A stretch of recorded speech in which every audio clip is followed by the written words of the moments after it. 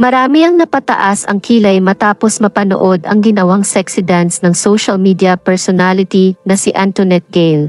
Kamakailan ay nag-celebrate ang kanilang anak ng partner na si Wamos Cruz, na si Baby Meteor ng ika-first birthday na talaga namang pinaghandaan nila ng sobrang bongga. Bukod pa rito ay punong-puno rin ng mga content creators ang birthday party ng anak ni Wamos at Antoinette dahil present sa event ang kanilang mga kaibigan na couple vloggers, pero sa kabila ng mga papuri. Dahil sa engranding first trip around the sun ni Meteor, ay ang mga batiko sa kanyang ina matapos itong magkaroon ng sexy dance performance sa kanyang birthday party. Ibinandera kasi ni Antoinette ang kanyang matagal ng pinaghandaan na water dance cover na siyang sinayaw niya sa harap ni Wamos at na rin sa harap ng kanilang mga bisita. Ibinahagi nga ni Awit Gamer na kapatid ni Wamos ang video clip ng pagsasayaw niya sa social media. Sa halip na matuwa ay tila naasiwa ang ilang netizens dahil nabahiran raw ng kalaswaan ang sanay wholesome na birthday party ng kanilang anak. Marami rin ang pumuna sa pagsasayaw ni Antoinette Gale dahil napaka-trying hard umano nito. Muntik pa umano itong masubsob at matapilok dahil sa labis na paggiling. Napansin rin ng mga netizens na mabigat umano ang katawan ni Antoinette Gale at dapat itong mag-ingat lalo pat kakaparitok pa lamang umano nito.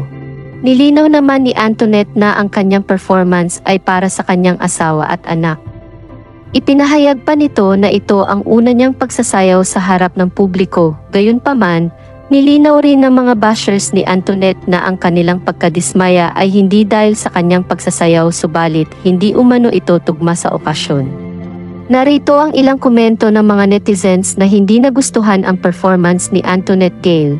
May mga nagsasabing gusto lamang ni Antoinette na palaging bida upang mag-usapan naman siya ng mga netizens at lalong-lalo na ng kanyang mga bashers. May mga nagsasabi pa na tila sinasadya na umano ito ni na Antoinette para may content at para magkaroon sila ng maraming views kahit pa mapuno sila ng pambabatikos. Di kasi angkop sa birthday ng anak ko, sana nag-set ka na lang ng ibang scene mo.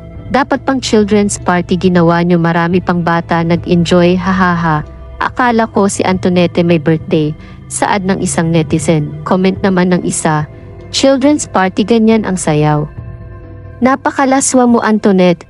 Hirit naman ng isa, may ilan pa nga na ikinumpara ang celebration nila sa naging birthday party ng anak ng sikat ring social media personality na si Zinab Harak.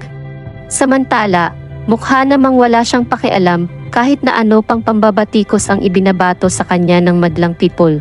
Cheka ni Antoinette, first time ko yan, wala po akong pakialam sa sasabihin nyo. Presentation ko yan para sa asawa at anak ko. Bukod pa rito ay ipinost pa niya ang video ng kanyang mga practice kasama ang kanyang choreographer bilang paghahanda sa performance sa birthday ng anak.